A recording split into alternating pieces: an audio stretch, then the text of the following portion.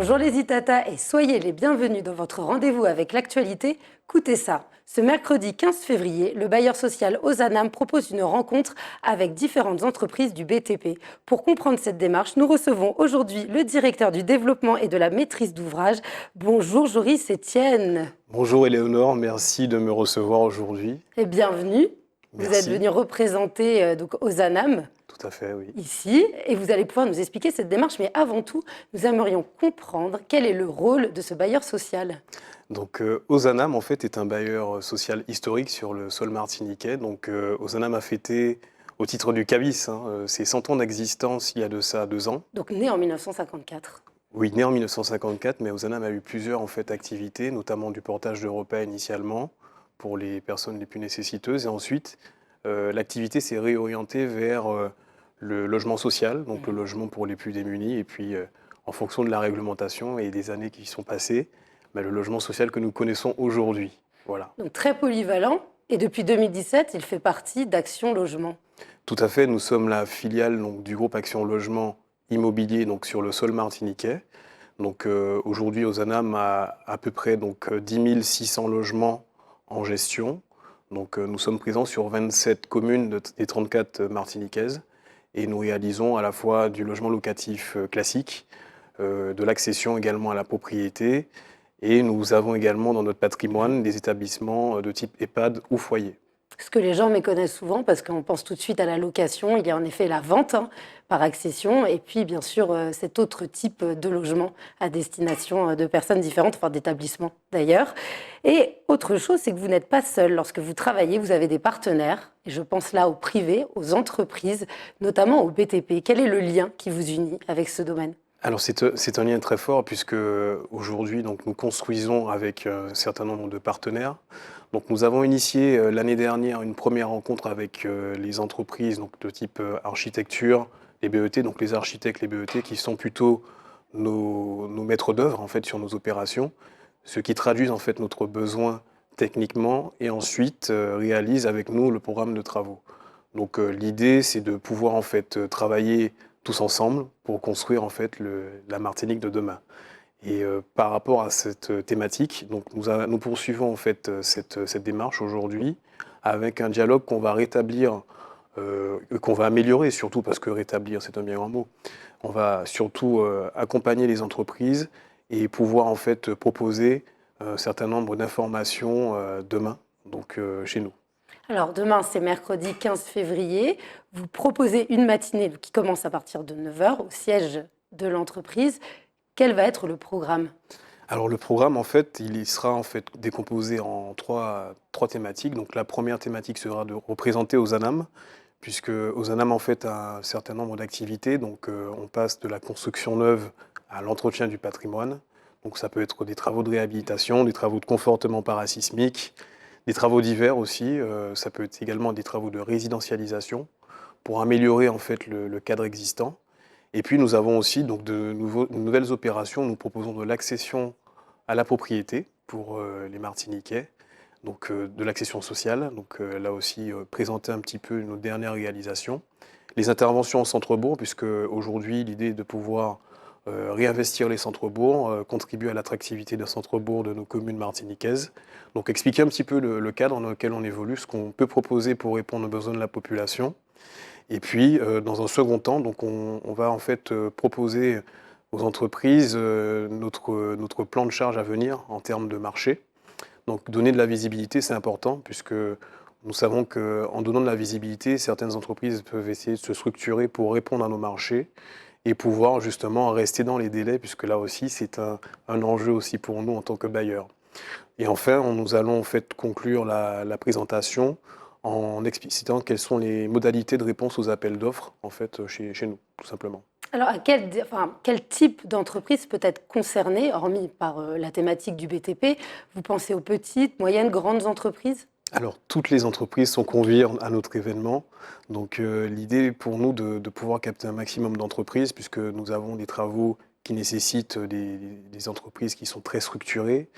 Je pense notamment à des confortements de talus où là vraiment il faut une technicité particulière. Et ça peut également aller en fait sur des travaux de réhabilitation chez l'occupant ou sinon en site non occupé, donc des travaux d'électricité, de plomberie, de menuiserie. Donc vraiment un panel assez large donc, De de compétences. compétences que nous recherchons, tout à fait. Et au-delà de ça, quel est l'apport pour ces entreprises qui répondraient à vos appels d'offres? Alors quel est l'apport pour ces entreprises? Donc l'idée c'est de pouvoir leur donner de la visibilité donc, à court terme, c'est-à-dire donc, 2023, 2024, 2025, pour qu'elles soient informées en tout cas des marchés à venir et qu'elles puissent également s'organiser. Parce que l'idée, Ozanam est le 5e donneur d'ordre public sur le territoire et nous avons cette responsabilité de pouvoir informer justement nos différents partenaires. En plus, vous pensez vraiment à moyen et long terme. Ce n'est pas dans les 15 jours. C'est pluriannuel. C'est tout l'intérêt pour une entreprise de pouvoir travailler avec un bailleur social. Tout à fait, puisque là encore, nous avons en fait des délais en fait, que nous devons respecter dans le cadre de la réglementation et pouvoir apporter de la visibilité aux entreprises permettra également pour nous de donner de la visibilité à nos partenaires, dont l'État notamment. Alors, les entreprises qui nous entendent et qui sont intéressées par l'événement, comment font-elles pour s'inscrire à cet événement? Alors, pour s'inscrire à l'événement, nous avons réalisé un flyer. Donc, l'adresse est indiquée sur le flyer. Donc, c'est m.nazer@ozanam-du6hlm.fr. Ou sinon, elles viennent demain directement pour nous rencontrer et on les accueillera avec plaisir. Et ceux qui malheureusement ne pourraient pas être présents demain, ils peuvent bien sûr vous joindre par téléphone ou via le site internet pour pouvoir comprendre ce que vous proposez. Tout à fait, tout à fait. C'est une idée. Et puis nous essayons de réitérer en fait cet événement. Donc nous sommes à la première édition en fait de cet événement.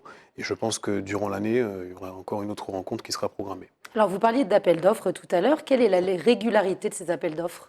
Alors nous sommes soumis au code de la commande publique. Donc nous devons en fait avoir de la transparence sur justement les marchés que nous lançons, une égalité en fait de traitement des candidatures qui nous sont apportées, et puis en fait tout simplement rester dans le cadre juridique qui est le code des marchés publics. Donc par rapport à cela, nous avons en fait un certain nombre de prérogatives que nous devons respecter, mais aussi les fournisseurs qui répondent à nos marchés. Donc les marchés d'Ozanam sont accessibles suivant la plateforme achat public, avec un profil acheteur qui est celui d'Ozanam, donc ozanam-achatpublic.com. Et là, en fait, vous avez le panel des marchés que nous avons lancés durant l'année. Donc c'est vraiment, on imagine, un foyer d'emploi, de dynamisme, parce que c'est ça, Ozanam travaille aussi pour une dynamique territoriale de la Martinique. Tout à fait, tout à fait. Nous avons cette responsabilité également, au-delà de loger en fait les Martiniquais qui vivent dans des conditions de ressources qui sont réglementées et aussi avec des loyers qui sont modérés. Nous avons en fait cette responsabilité auprès des entreprises pour les accompagner et structurer parfois certaines filières, notamment tout ce qui concerne la partie développement durable où nous avons en fait certains engagements vis-à-vis du groupe Action Logement. Justement, sur ces engagements qui prennent en compte l'urgence climatique, il y a un plan qui a été élaboré dans lequel il y a un certain nombre de déclinaisons d'obligations que vous avez décidées. Vous pouvez un peu nous les décrire? Bien sûr, donc ce plan a été co-construit avec l'ensemble des filiales d'Action Logement et des ateliers thématiques ont eu lieu avec les filiales ultramarines et dont Ozanam bien sûr.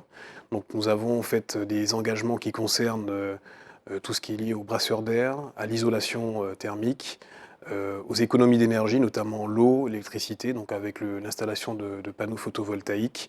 Et puis nous allons travailler aussi sur la transmission des éco-gestes donc aux clients locataires pour justement essayer de réduire en fait l'empreinte carbone au sein de nos logements. Alors le terme c'est décarbonation. Tout à fait, c'est ça? Décarbonation, tout à fait. C'est ce qu'on retrouve dans ce plan. Quelle est la définition de ce mot? L'idée est en fait de pouvoir réduire l'empreinte carbone en fait du parc existant. Action Logement a pour ambition d'ici 2030 de devenir la première foncière bas carbone d'Europe. Donc à cette occasion, l'ensemble des filiales ont réalisé des bilans carbone, c'est-à-dire le bilan de l'activité, exploitation, construction, voilà. Et des actions correctives en fait et des pistes d'amélioration ont été préconisées pour chaque filiale. Et pour nous, c'est travailler en fait sur le parc existant en proposant des solutions pour réduire à la fois la facture énergétique, mais aussi réduire les charges en fait in fine des locataires. Donc tout le monde s'y retrouve. le locataire comme le bailleur, ou alors les futurs accesseurs à la Tout à fait. propriété. Puis c'est en amont, pendant et après, puisque c'est lors de la construction, lorsqu'ensuite vous décidez de réhabiliter certains établissements, et il y a un suivi. Vous trouvez une réponse dans les entreprises du BTP que l'on évoquait au début de l'émission sur ces compétences très spécifiques techniques? Oui, tout à fait. Donc, nous avons lancé le premier appel d'offres sur cette thématique. Nous avons lancé 5 lots, puisque nous sommes en allotissement. Donc, la partie photovoltaïque, gestion des déchets et jardin partagé, la gestion des eaux également, l'optimisation de cette partie-là. Et puis, l'éclairage avec des lampes LED. Donc, nous avons un certain nombre d'entreprises qui ont répondu, mais le cas de figure est tel que nous avons en fait également 2 lots qui ne sont pas pourvus. Donc, D'accord. l'idée, c'est de pouvoir, à l'occasion de notre rencontre du 15, de pouvoir aussi diffuser et informer les entreprises sur les modalités de réponse à ces appels d'offres. Alors, selon vous, qu'est-ce qui explique peut-être ce manque de réponse? Alors, nous avons commencé depuis l'année dernière à donner un peu plus de visibilité sur la commande publique d'Ozanam. Donc, nous publions sur LinkedIn les différents marchés que nous lançons, les différents appels d'offres également. Nous essayons de communiquer, nous le faisons, nous n'essayons pas, nous le faisons même, sur le site internet d'Ozanam. Nous avons également un lien à l'accès direct sur le profil acheteur d'Ozanam. Et puis, nous avons en fait ces différents relais par exemple, que nous avons avec la CERC, la Chambre des métiers et de l'artisanat, l'État également, qui peut aussi favoriser aussi la transparence au niveau de la communication. Et puis, on compte beaucoup sur la journée du 15 pour pouvoir donner beaucoup de visibilité et donner en fait de l'information tout simplement partagée. En fait, c'est ça l'idée, c'est partager avec l'ensemble du tissu économique du BTP martiniquais. Et je pense aussi que ça peut servir de source d'inspiration pour les jeunes entrepreneurs qui, des fois, ont un domaine technique dans le BTP, mais ne savent pas encore quelle spécialité faire. On peut imaginer même à des étudiants qui sont actuellement, on sait que c'est un domaine porteur, vu le nombre de choses qu'il va falloir mettre aux normes par rapport à la réglementation qui porte sur le climat, n'est-ce pas? C'est cela, non seulement sur le climat, mais aussi sur l'évolution de la population martiniquaise. Il faut aussi penser aux habitants en fait, des logements les logements qui sont occupés aujourd'hui. Peut-être l'adaptabilité, l'accessibilité, qui sont des notions en fait, où on va travailler au logement pour adapter ces logements et proposer des solutions sur la durée.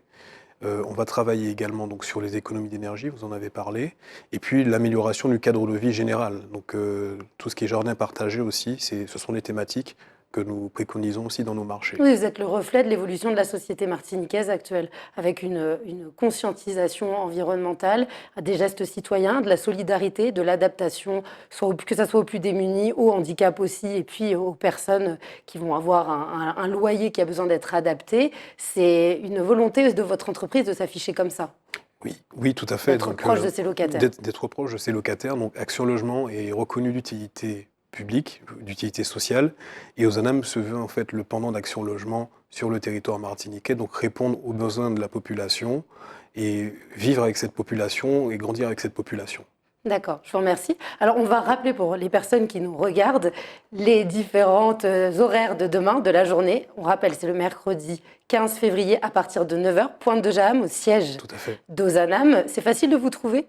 Oui, c'est facile en fait, soit sur Waze ou sinon direction des Halles, on va trouver facilement. Donc, Ok, sans ça sera problème. jusqu'à midi. Jusqu'à midi, donc de 9 h à midi, donc il y aura un accueil, et puis les différents points thématiques que nous avons évoqués, et une session de questions-réponses qui sera également... Ça, c'est important. voilà, Comme ça, pour s'il y a des favoriser points qui ne sont l'échange. pas forcément soulevés et des besoins qui ont besoin d'être exprimés, ils pourront s'adresser directement à vous. C'est ça, tout à C'est fait. bien ça. Eh bien, je vous remercie beaucoup, Joris Etienne, de nous avoir rendu visite. Vous Merci êtes à le vous. bienvenu pour les beaux projets dans le futur, parce qu'on sait que c'est des plans pluriannuels. Et je vous remercie beaucoup de nous avoir suivis sur Zitata. À bientôt pour un prochain Coutez ça.